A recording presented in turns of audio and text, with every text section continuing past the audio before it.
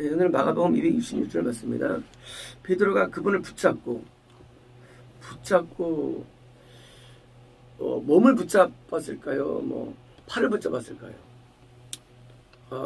저지하는 거죠.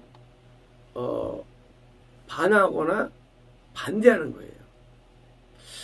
예수님을 정말로 내가 그리스도로 섬기면 그 섬기는 어떤 양식이라든가 섬기는 어떤 형태에 대해서 지금 예수님께서는 고난받는 거야. 충격 먹죠. 예수를 섬기고 그리스도로 섬길 때 오히려 거꾸로 종주들에게 거꾸로 없습니까? 넘겨지 죽임당하고 완전히 희롱당하는 이런 거를 들을 때 정성인 사람이라면 이게 당연한 거예요. 말도 안 된다는 거죠. 어떻게 내가 구원을 받고 하나님을 내가 섬기고 은혜 가운데 있음을 그리스도 섬기는 놀라운 장면에서 그 내용물이 막 영광을 누리고 막 놀라운 축복을 받고 뭐 그렇게 될 줄 알았는데 그게 아니고 거꾸로 정말 예수님을 잘 섬기면 사도 바울처럼 매맞고 갇히고 헐벗고 이름도 없고 뭐 진짜 고난을 많이 당하는 이런 고통을 말을 들으면 어느 누구도 흔쾌히 좋습니다 자가 없다는 겁니다. 입으로는 할지라도 속음 안으로는 우리는 예수님을 붙잡는 겁니다. 제발 하고 뭐예요? 반대합니다. 어떤 사람은 붙잡고 그분을 심지어 꾸짖기 시작했습니다. 꾸짖으면 뭐예요? 윗사람이 아랫사람을 혼내는 거예요. 뭐냐면 반대 정도가 아니라 그 예수님의 나의 왕으로서 오셨을 때 어떤 모든 삶의 형태에 대해서 뭐예요? 거꾸로 예수님을 꾸짖는 뭐예요? 예수님의 명령에 순종하고 복종해가지고 들어가야 되는데 거꾸로 예수님을 꾸짖는 반대할 때 넘어서 뭐예요? 반항하는 일이 있을 수 있다는 것입니다. 왜냐면 인간이 원하는 게 아니기 때문에. 인간은 생각할 때 내가 거듭난 그 마귀를 막 이기고 구원을 받으면 영광의 멸류관을 기다린다니까 그 영광을 이 땅에서 올 거라고 생각하는 거예요. 이 땅에서요. 근데 실상 이 땅에서 영광이 없어요. 놀랍게도 이제까지 많은 그 신앙인들이 말이죠. 다 감옥에 갇히고 죽었습니다. 실제로 성경을 떠났어도. 참 마음이 아팠어요. 책을 읽을 때요. 이상하게 진짜 신앙이 가지고 많은 사람들이 남들에게 굉장히 이단소리를 많이 들었고요. 나중에 물론 이제 후리하다 평가됐지만요. 책 읽으면 굉장히 마음이 아파요. 마음이 동화돼가지고 이 얼마나 고통스러운가. 나중에 사람들이 인정하죠. 훌륭한 사람이었다고. 당신은 안 그래요. 당신은 누구든지 다 거부하고요. 막 때려 죽이려 합니다. 왜일까요? 이게 바로 그리스도를 온전히 왕으로 섬긴 신앙 고백한 사람에 대한 운명이에요. 운명. 제가 많은 분들을 내가 이렇게 따라다니지 않지만 가까이 있으려 했지만 하나님께서는 저에게 이 목사한테 가라는 말씀을 주시면서 내가 패닉이 오죠. 모든 지탄받는 사람이었어요. 모든 사람들에게. 얼마나 당한지 몰라요.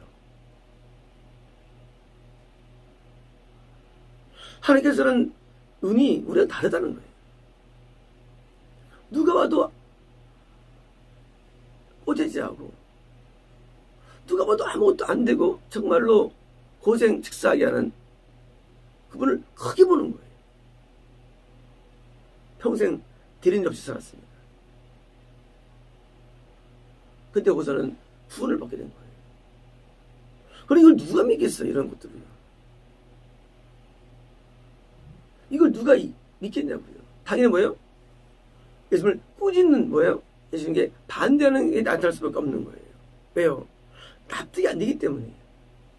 신앙이요. 납득이 안 되는 우리 신앙인데 우리 인간은 납득되는 것으로 가는 겁니다. 우리 구조가.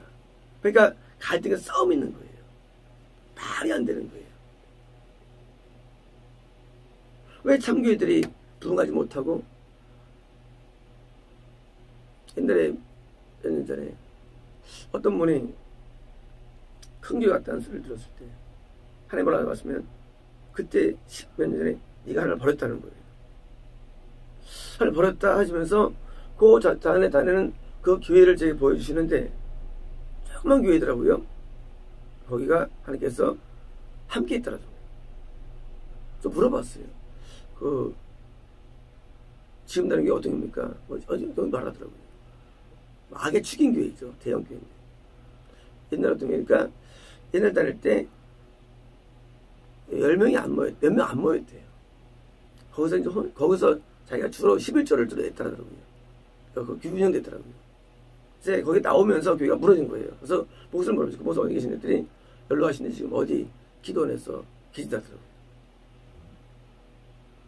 물론 그게 참기를 바라는 건 아니에요. 그래도 그 교회는 하나님께서 인정한 교회였어요.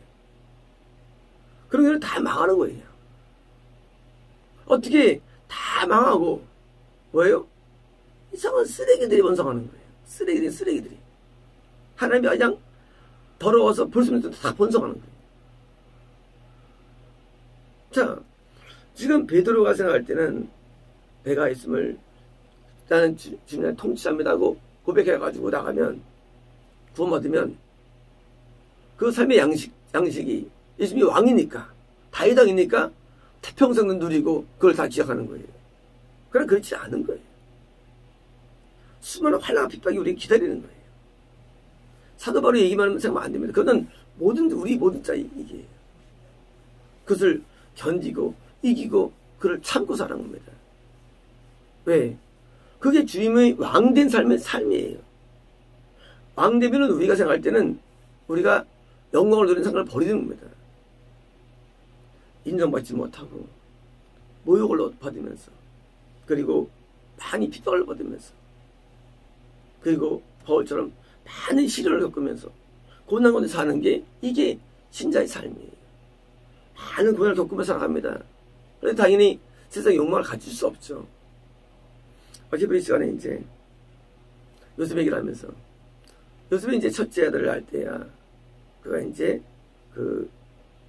자기의 모든 고생과 자기의 아버지 집을 잊어버렸다 해서 문화세를 짓죠. 그건 이해가 돼요.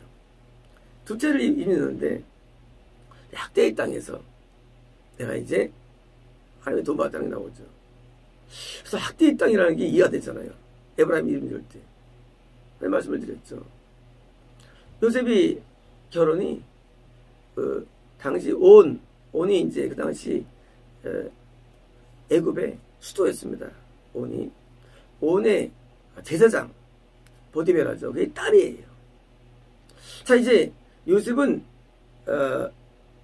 하나님 믿는 사람이고요. 그 딸은 그 보디베라의 그 이방 제사장의 딸이니까 뭐예요? 거기서 학대가 없을까요? 엄청나죠. 이 종교의 다름에서 오는 그런 학대들은요 상상을 초월합니다.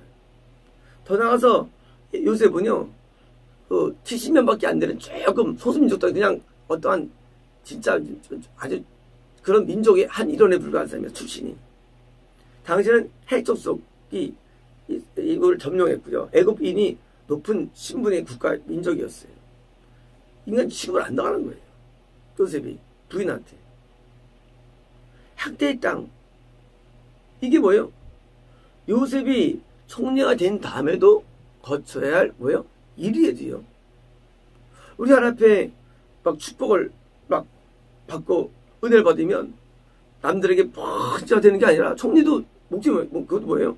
가족을 인도하는 게 목적밖에 안 되지 아무것도 없는 거예요. 영광은 천국의 영광을 기다리는 거예요. 이 땅에서는 뭐예요? 그런 학대가 기다리는 거예요. 상상 못했겠죠. 이 처가살이 하면서 이 외척의 그런 어떤 그런 학대는요 그건 말할 수 없는 고통이 있어요. 인간에게는요. 똑같아요. 술 먹고 들어온 남편의 고통은 똑같은 거예요. 그게. 그 고통 말할 수 없듯이요. 요셉이 그냥 감옥생활 하면서 얻은 고통보다 더 클 수가 있는 거예요. 그것도요. 그야 포기한 거지만 이제는 밖에 나고 총리인데 집에 오자마자 맨날 학대당하는 거예요. 어떻게 할까요? 정서의 학대죠. 사람이요, 이 정서학대가 엄청 힘들어요. 정서학대가. 그냥 나가 녹아나는 건 쉬운데 정서를 학대면 사람은 견딜 수가 없어요. 우리 막 무시하고 막 까우면요 진짜 힘들어요. 그게 뭐예요? 요셉의 삶이에요. 물론 나중에는 요셉은 그렇겠지만 뭐예요?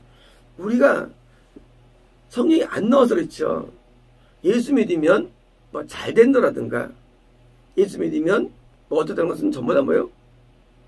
그 사실 약간 설탕 발림이에요. 그렇진 않아요. 내적인 영이 강해져가지고 물론 기본적으로 건강이라든가 행복이라든가 무병은 얻을 수가 있어요. 이쪽은. 하지만 그거 외에는 우리가 많은 고통이 따라오는 거예요. 고통들이. 그거 나가면서 우리가 천국을 하는 길이죠. 외적으로도 막 우리가 막 어떡하고 물론 복음을 전파에 성공해가지고 빌려뵙기처럼 뭐예요? 외적으로도 복을 얻을 수 있어요. 그건 맞아요. 하지만 그런 경우는 많지 않습니다. 그런 게 되게 드문 경우들이에요. 제가 이제 이 목사님도 박경호 집사는 이상하게 신앙을 안 해도 교회가 되고 복음 전파에 성공한다는 거예요. 이런 경우는 괜히 드문 경우가 제 경우는요. 저는 지금 일반을 말씀드리는 거예요. 대부분은요 전파가 막힙니다. 전파가 굉장히 어려워요. 참복음 전파는 안 돼요. 아까처럼 그분이 나중에 이제 교회 그만두고 뭐예요? 와서 이제 어디 기동 가서 그냥 평생을 사는 고독한 가운데 인생을 살게 되는 거예요. 그분처럼. 이게 일반적인 교회예요. 참교회. 왜? 마귀가 가만두지 않아, 마귀들이요. 여기 있는 대장과 성의 바리새인 뒤에 마귀들이 있는 거거든요. 많은 고난 뒤에 마귀들이 있는 거거든요. 가만두지 않습니다. 이걸 이기가 보통 그런 게 아니에요. 이걸 이긴다. 왜 정에 있죠. 다니엘이라는 사람 같은 있죠. 드문 사람들이. 근데 그런 게 굉장히 극소수예요. 왜? 그 어마어마한 마귀를 내가 이길 정도로 되는 게 보통 내가 아니거든요. 하지만 이긴다 할지라도 공격이기 때문에 힘듭니다. 그래서 예수님을 온전히 섬기는 그래서 이런 온전한 믿음이 주는 효과라는 게 외적에 있다는 것은 그것은 없다는 걸 이해됩니다. 그러니까 내적으로 우리는 기쁨이 충만하고 내적으로 건강의 삶을 살고 내적으로 의의 삶을 사는 이런 내적인 축복만 있을 뿐이죠. 나머지는 뭐예요? 고난의 연속인 것입니다. 고난의 연속이에요. 뭐가 기다릴지 몰라요. 사도 바울이 말이죠. 처음에는 시리아에서 있죠. 안디옥에서 있죠. 터키에서 복음 전했죠. 그다음에요 마케도니아, 그리스에서 있죠. 맞으면 로마에서 있죠. 근데 점점 힘들었어요. 복음 전파의 그 양상들이요. 쉽지 않았어요. 이 하나님의 일 간다는 건요. 길 간다는 것은 자체가 완전 험난함이에요. 노드절에서 다 정기문이 나와요. 정기문이요. 정기문 나와요. 왜? 그 일생 일대에 나오는 그 내용들이 그게 비상하고 일반적이지 않거든요. 우리도 솔직한 말씀으로 개인적으로 볼 때 다 글 하나 나올 만하죠. 이런 역경들을 거치고 여기까지 왔으니까. 나중에 또 더 많은 글들이 나올 수 있고요. 그게 당연한 거예요. 우리가 이 과거에 있는 유대인들의 책을 보면 말이죠. 정말 그 내용들이 정말로 우리가 입을 안 담을 수가 없어요. 너무 놀라워가지고. 마찬가지입니다. 우리는 천국에 들어갈 수 있는 유인들이거든요. 유인의 삶이라는 것은요. 비범합니다. 그래서 남들이 어떻게 살았을까라는 말밖에 안 나오는 거예요. 어떻게 견뎠을까밖에 안 나오는 거예요. 그러니까 뭐예요? 베드로는 꾸짖는 거예요. 나 이거 싫다는 거죠. 이건 본성이 싫어하는 거예요. 나중에 베드로도 역시 예수님의 예언대로 거꾸로 못 박혀 죽는 것이 나머지가 인생이었습니다. 그게 베드로의 삶이었어요. 물론 로마 가서도 계속 핍박하고 있었고요. 처음에는 안 그랬죠. 저희는 예루살렘에서 베드로는 잘 나갔죠. 그죠? 잘 나갔습니다. 복음 전파해가지고 막판에 로마 가가지고 아주 보통 나중에 도망까지 가잖아요. 이게 신자의 삶이에요. 그래서 우리 본성으로는 이것을 저지하는 거예요. 꾸짖는 거예요. 못하겠다. 말도 안 된다고 꾸짖는 거예요. 예수님이 왕이신데 뭐래요? 왕이신데. 그렇잖아요. 그러잖아요. 하나님이 뭐 하시냐. 그러잖아요. 우리가 이제 어려움 나가면. 야, 니가 하나님 뭐 하시냐. 그러잖아요. 정말 살아계신다. 그러잖아요. 십자가에서 사람들이 내려오자. 십자가에서. 왜 거기 지고 있느냐. 하나님의 아들이면 내려오지. 그러잖아요. 하나님의 아들이면 니 내려오면 당연히 않아. 진짜라면 왜 못 내려와? 하나님 전너라 같이 되면서. 하나님 왕이 되면서 왜 못 내려와? 똑같아요. 하나님이 정말 아버지라면 왜 너 구원을 못 해주냐? 왜 찌직 궁상이냐? 하고 우리를 핍박할 수 있는 거예요. 그게 맞는 거예요. 그러니까 사람들이 참신앙의 길에 대해서 이해 못하니까 참신자들을 그걸 뭐예요? 반대로 이해하는 거예요. 잘못 믿으니까 그렇지 하고 잘못 믿으니까. 제가 이제 아는 분, 성공하신 분이 있는데 이분이 이제 자기 친구 얘기하는 거예요. 제 친구한테 이 친구가 동물을 되게 좋아했대요. 전라도에서 사셨던 분인데 얼마나 좋아했냐면 이분이 새를 키워도 망하고 뭐 안 키운 게 없대요. 그러니까 이분은 사업이 다 망하는 거예요. 착하니까 또 이제 막 비싸게 사들어가지고 또 이제 다 또 이분이 이제 가끔 친한 박경 친구니까 이제 놀러 가면 특이한 게 있대요. 이 친구가 그렇게 되는 게 없는데 하여튼 다른 족족 안 되는데 이분은 항상 평안하다는 거예요. 도저히 이해가 안 된다는 거예요. 물론 나랑 얘기한 사람도 크리스찬이지만 이 사람 지옥 갈 사람이고 진짜 친한 친구니까 말을 못하고 그렇게 안 될 수가 없대요. 또 사기당하고. 근데 이분이 친구는 너무 착해가지고 착한데 그렇게 평안하고 행복하다는 거예요. 바로 그겁니다. 예수님이 우리의 왕이 된 말이죠. 외적인 축복이 아니라 내면적인 복이 말입니다. 내면의 평강임이에요. 내면의 확실임하고요. 그래서 그런 모든 고난과 역경이 힘들지 않게 되는 거예요. 그런 모든 역경과 고난들이 나중에 십자가마저도 그게 곧 담당을 합치게 되는 거예요. 십자가마저도 값질 수 있게 되는 거예요. 왜요? 내면의 평강이 중요하기 때문입니다. 밖에 아무리 고통이 와도 내면이 좋은 말 이걸 이길 수 있는 힘이 생깁니다. 근데요, 세상 사람은요, 그 아무렇지도 않은 말 한마디에 자살하는 사람이 생기는 거예요. 못 견디고. 이게 세상이에요. 내가 만약에 그 이쁜 연예인이라면 자살하겠어요? 나 절대 안 합니다. 가서 그냥 열심히 일해가지고 돈 벌어가지고 하지. 그 쓸데없는 그 댓글 하나에, 평가 하나에 목숨을 죽이고 하는 뭐예요? 이런 비참이 어디서 오느냐? 이런 마귀가 장악이기 때문에. 하나님 세계는요, 내적인 세계입니다. 깊은 세계예요. 영적인 세계입니다. 여기서 희노애락을 느끼는 것입니다. 하나님의 마음 때문에 울고 웃는 영적인 세계에 사는 거예요. 세상의 삶을 살지 않습니다. 세상 욕망 없습니다. 세상 계획 없어요. 여기를 두지 않아요. 하나님에게 모든 걸 걸고 삽니다. 그러니까 뭐예요? 그런 어마어마한 풍랑 가운데도 늘 평안한 거예요. 늘 행복한 것입니다.